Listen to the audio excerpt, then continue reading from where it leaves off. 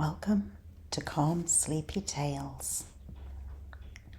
Tonight's story, The Midnight Parade at Snugnest Toys, is a whimsical tale set in the heart of Widdersham, centred around the enchanting Snugnest Toy Shop and its beloved toy maker, Miss Petronella Cobblewick.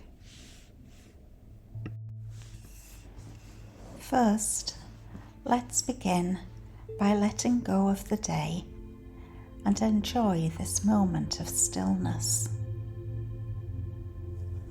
Find a comfortable position, let your head rest, and close your eyes.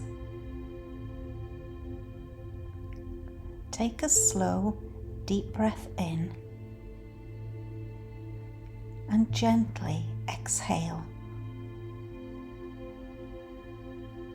With each breath, imagine the air around you becoming softer, warmer, more peaceful. As you breathe, feel the tension in your jaw, your forehead, and your back begin to melt away. Let your hands rest. Let your feet soften. Feel your body begin to relax. Your shoulders, your arms, your legs, slowly becoming heavier, as if they're sinking gently into the bed beneath you. Imagine the worries of the day slowly dissolving, like mist in the morning sunlight, drifting away, leaving only peace behind. You are safe. You are warm. You are exactly where you need to be. Let yourself surrender to this comfort. And when you're ready, we'll begin tonight's story.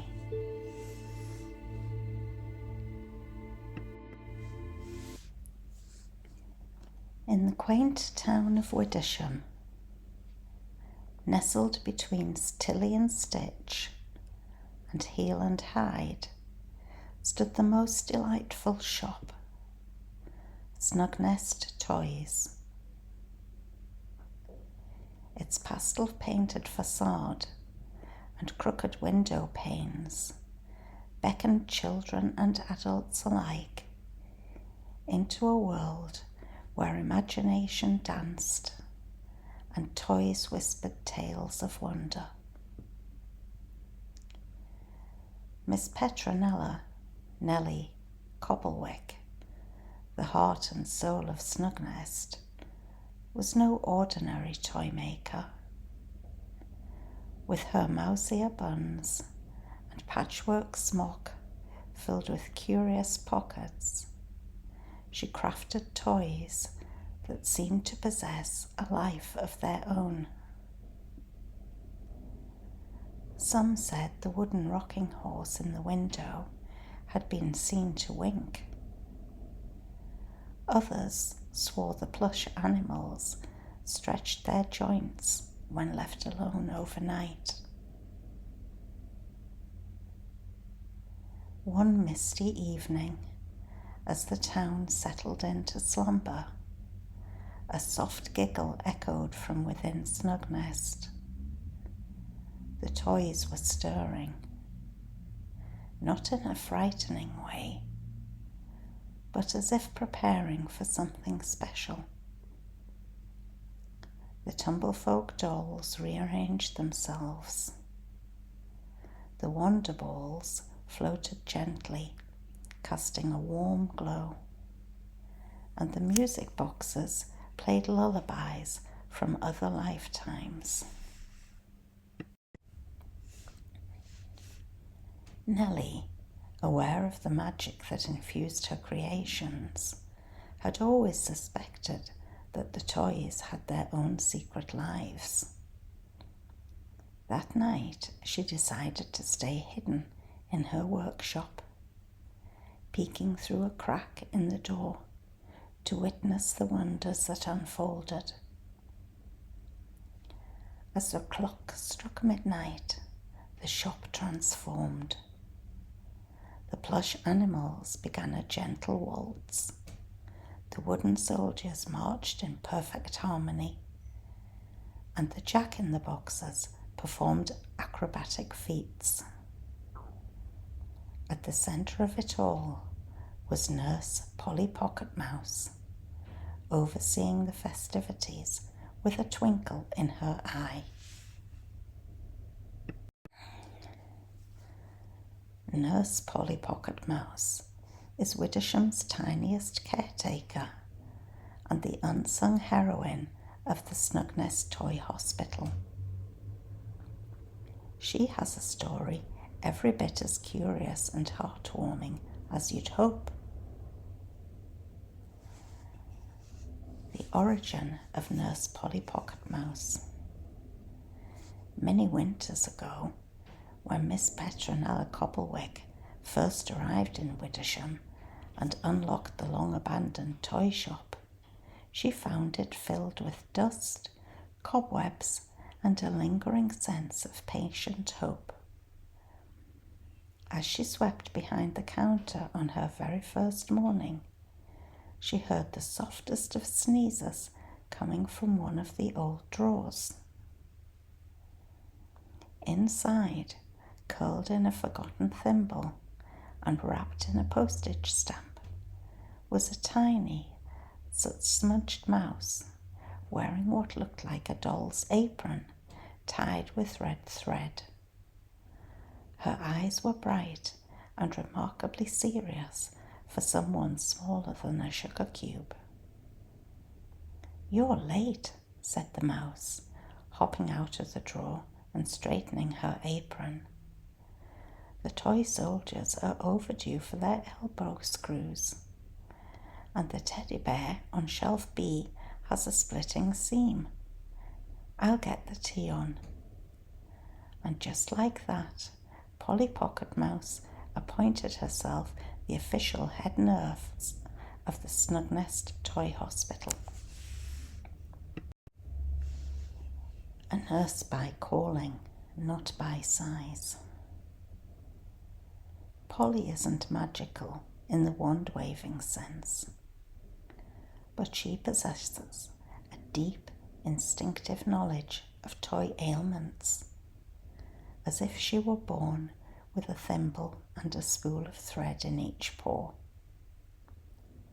She's patched the velvet heart of a music box ballerina, replaced the button eye of a crocodile plush with a marble from 1912, and once mended a wind-up duck using parts from a cuckoo clock and a brass acorn.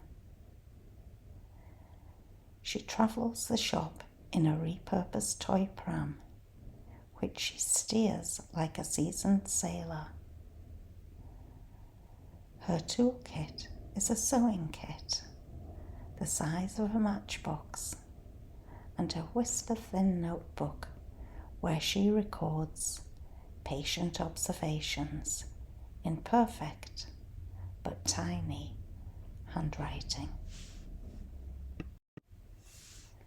Polly Law in Widdersham.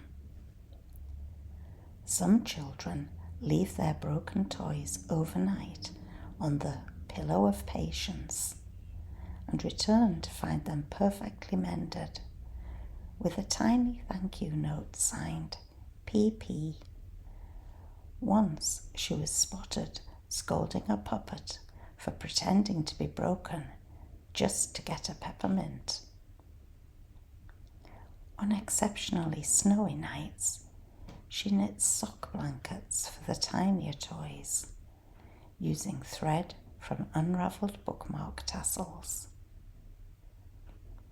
Petronella insists she doesn't know where Polly came from, only that she's always been exactly where she needs to be, and always knows when a toy or a child needs a bit of extra care. The highlight of the evening was the arrival of a mysterious customer, cloaked in shadows, who left behind a golden marble on the counter. The toys paused, bowing respectfully, acknowledging the presence of an old friend. By dawn, the toys returned to their places, the shop settling back into its serene stillness. Nellie, heart-brimming with joy, knew she had witnessed something truly magical. From that day on, she cherished the secret life of her toys, ensuring that Snugnest remained a haven for imaginations that wander and wonder.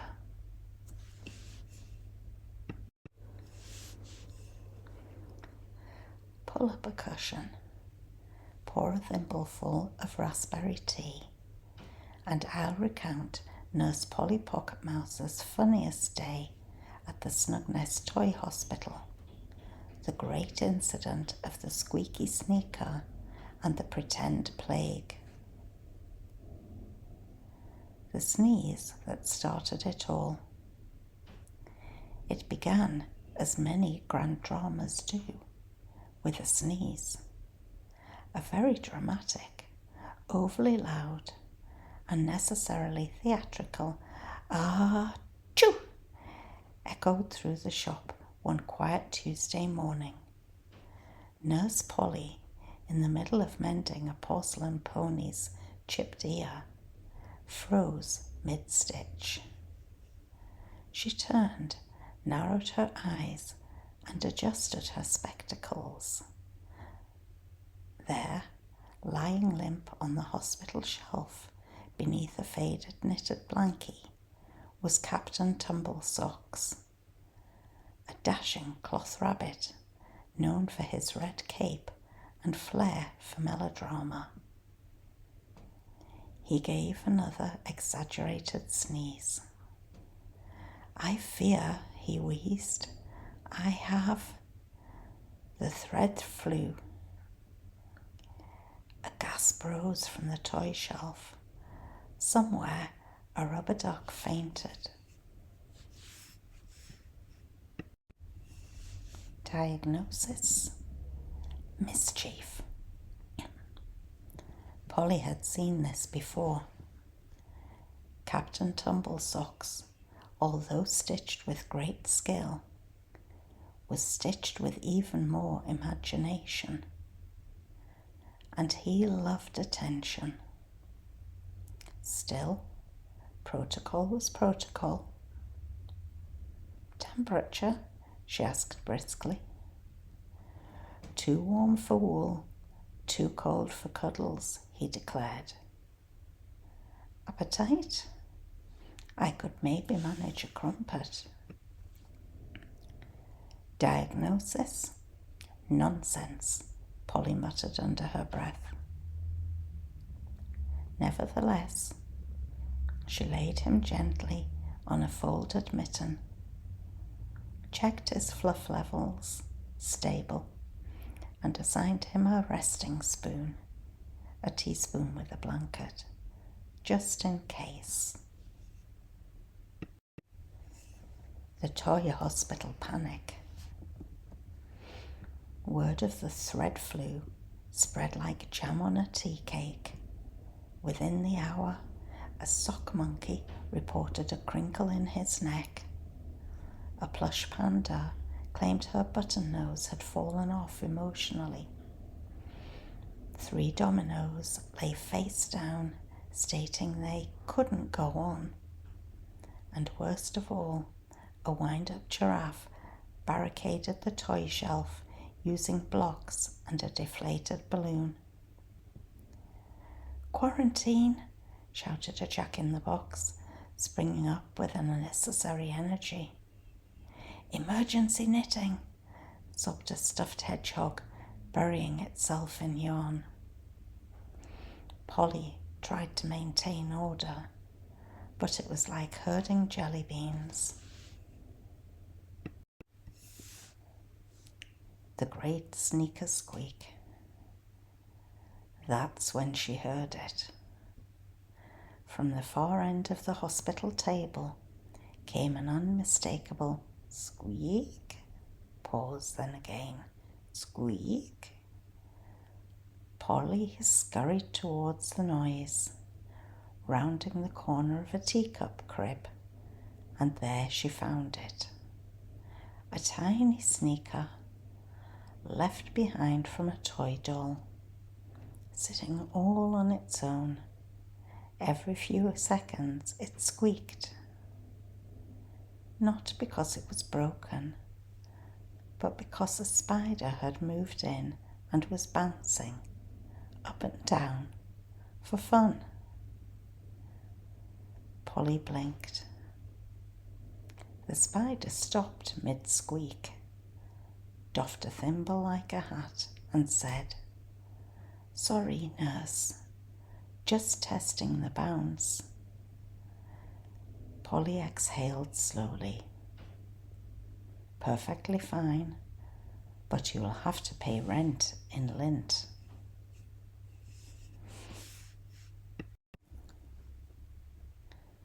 Return to order, mostly.